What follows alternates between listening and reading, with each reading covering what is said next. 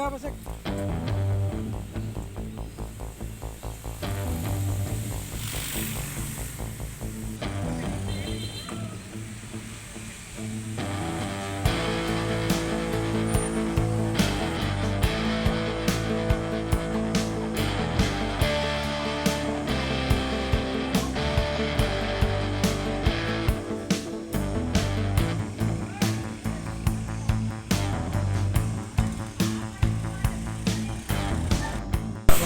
Untuk kasus COVID-19 untuk Maluku Tengah ini penambahan jumlah kasus hariannya tidak seperti kemarin lagi.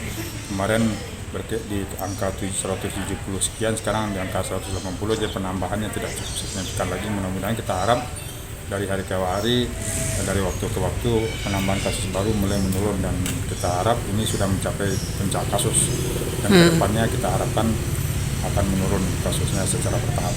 Oke. Jumlah pasien sembuh juga sudah ada, Pak ya? Sudah, seperti yang dilaporkan data itu sudah lebih dari 20-an atau 20 perempuan laki-laki dan 22 perempuan sudah dinyatakan sembuh. Dan lainnya lebih banyak adalah kasus yang dirawat atau isolasi mandiri, yang itu saat ini yang tidak terpantau, mana tidak ada konfirmasi kesembuhan.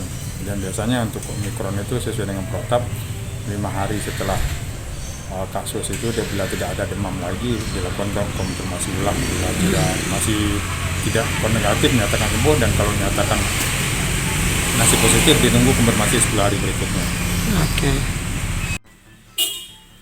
Ya, Pak.